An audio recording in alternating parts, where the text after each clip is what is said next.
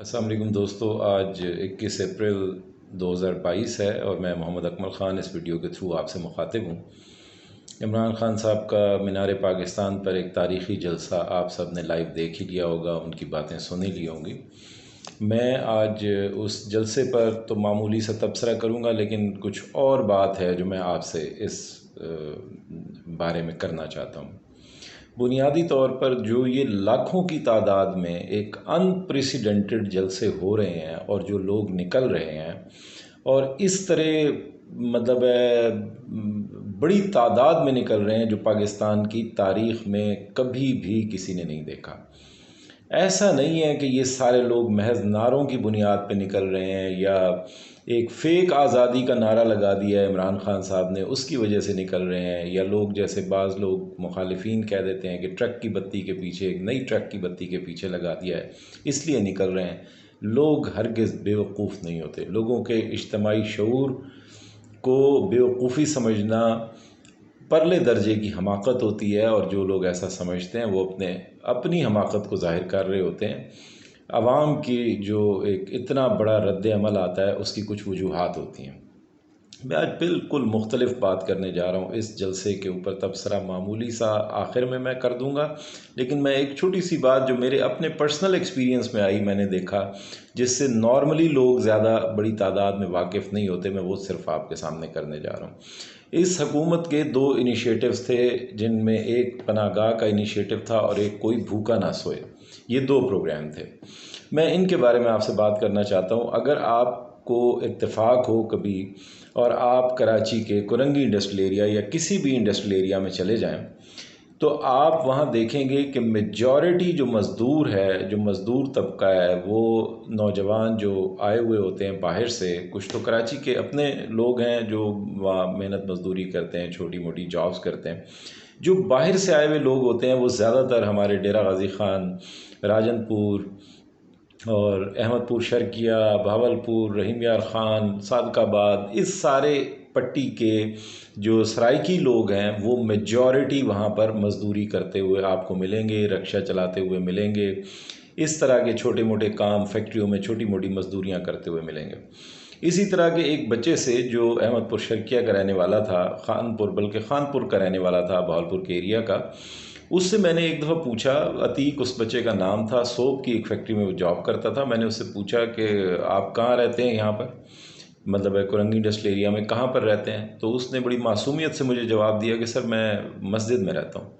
मुझे हैरत हुई, मैंने कहा मस्जिद में रहते हैं? मुझे लगा कि शायद इनके कोई चचा, कोई वालिद, कोई भाई बहन, कोई मस्जिद के इमाम होंगे, वो किसी हुजरे में मुकीम होंगे तो ये वहाँ रहता होगा। तो मैंने उससे पूछा कि मस्जिद में रहते हैं, मस्जिद में क्यों रहते हैं?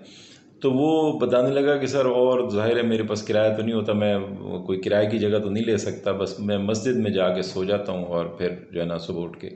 तो मैंने उससे पूछा कि मस्जिद में वो आपको रहने देते हैं? वो बताने लगा कि सर वो मौलवी साहब कभी मतलब रहने देते हैं, कभी तंग भी करते हैं, लेकिन बस ये है कि मस्जिद में ही हम सोते हैं। उन गरीबों की तनख्वाह जो है 12,000, 13,000, 14,000, 15,000 मैक्सिमम मज़दूरों की जो तनख्वाह है, हुकूमत के दावे जो मर्ज़ी हों मिनिमम वेजेस के, लेकिन तनख्वाहें यही चलती हैं। तो वो इतनी तनख्वाह के अंदर मस्जिदों में सोते हैं, किसी की मिन्नत समाजत करके कहीं सोते हैं, उनके कुछ काम कर देते हैं बाकी औकात में जब वो अपनी मज़दूरी से फ़ारिग होते हैं। और खाना खाने के लिए आपको पता है कराची में बिरयानी वाहिद ऐसी चीज़ है जो लोगों को सस्ती मिल जाती है। दाएं बाएं छोटे मोटे होटलों से वो बिरयानी खा लेते हैं, 70-80 रुपए की हाफ़ प्लेट ली और वो खा ली, उससे उन्होंने गुजारा कर लिया। आप यकीन कीजिए कि आपको इस बात का शायद इदराक भी ना हो कि जो गरीब लोगों की ज़िंदगी में इन दो चीज़ों ने, पनाहगाह ने और कोई भूखा ना सोए प्रोग्राम ने, कितना बड़ा कंट्रीब्यूशन दिया है। आप ये देखिए कि वो मामूली सी अगर किसी जगह पे भी रहने के लिए जाएं तो उनके 2-3 हज़ार रुपये कम अज़ कम किराए पे लग जाएंगे, और मिनिमम 3,000 रुपये नहीं, 100 रुपये की भी अगर वो 3 वक्त जो अपना पेट भरने के लिए घटिया से घटिया भी खाना खाएं तो 3-4 हज़ार रुपये उनके मिनिमम उस चीज़ के ऊपर लग जाएंगे। उसमें वो बेचारे कभी बीमार भी हो जाते हैं, थकावट की शिद्दत से, किसी वजह से कोई दवा दारू भी लेनी पड़ती है।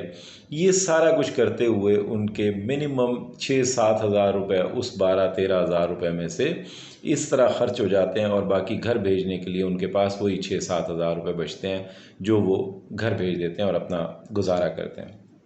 अब आप अंदाज़ा लगाइए कि उनकी तनख्वाह में, यूँ समझ लीजिए, या उनकी टेक होम में या उनकी सेविंग के अंदर 5-6 हज़ार 7 हज़ार रुपये का किराया, 7 हज़ार रुपये की बचत जो है वो मिनिमम इन 2 इनिशिएटिव से आ गई। अब आप इमेजिन कीजिए कि 80,000 लोग सिर्फ कराची में, 80,000 लोग, if I am not wrong, 80,000 लोग सिर्फ कराची में कोई भूखा ना सोए प्रोग्राम, कोई भूखा ना सोए जो प्रोग्राम है, उससे सिर्फ कुरंगी इंडस्ट्रियल एरिया के अंदर और उससे मुल्हिका जो इंडस्ट्रियल एरियाज़ हैं उसके अंदर डेली बेसिस पे 2 वक्त का खाना खाते थे।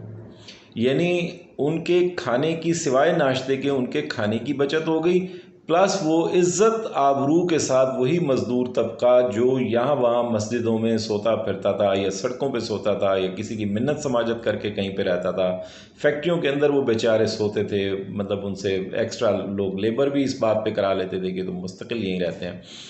आप इमेजिन कीजिए कि उनके लिए कितनी बड़ी सहूलत हो गई कि उनको मुफ्त खाना मैसर आ गया और मुफ्त उनको रिहाइश मैसर आ गई।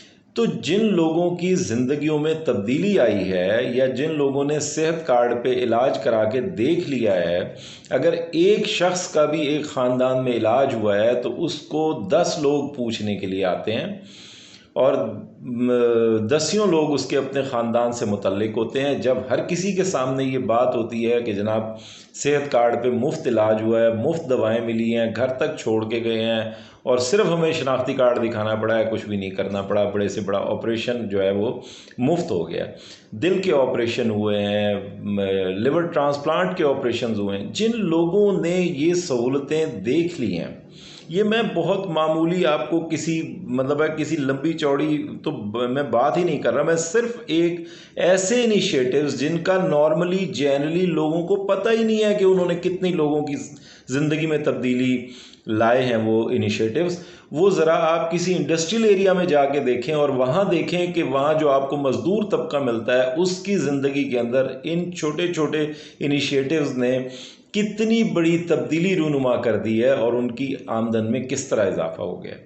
तो ये जो लाखों की तादाद में लोग आपको निकलते हुए नज़र आ रहे हैं, इन्होंने जो कुछ अपनी आंखों से इस हुकूमत की तब्दीली के मनाजिर देखे हैं वो तो एक वजह है एक बाशऊर तबके में, लेकिन ये जनरली जो लाखों लोग आपको बाहर निकलते हुए नज़र आ रहे हैं, इनकी ज़िंदगियों में या तो ज़ाती तौर पर कोई तब्दीली आई है या इन्होंने देखा है कि इनके गिरदो पेश में लोगों की ज़िंदगी कुछ ना कुछ संवरी है। उन लोगों की ज़िंदगी संवरी है जिनका पूछने वाला कोई नहीं था, जो बेचारे खूने खाक नशीना थे और रिज़्क़ खाक हुए हुए थे, उनकी ज़िंदगी में कुछ ना कुछ तब्दीली वाक़ई हुई है।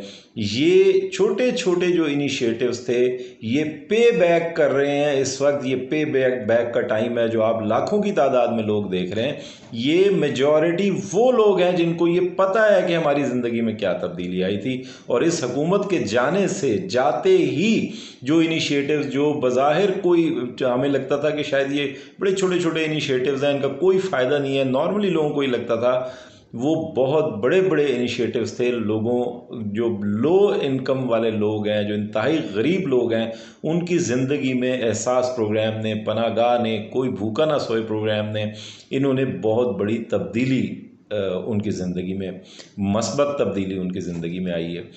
बस आज की गुफ्तगू में मुझे सिर्फ इतना ही इस बारे में बात करनी थी, और जो खान साहब के जलसे में उनकी तकरीर है उसके मुतल्लिक मैं एक अलग से वीडियो कर देता हूँ। Thank you very much.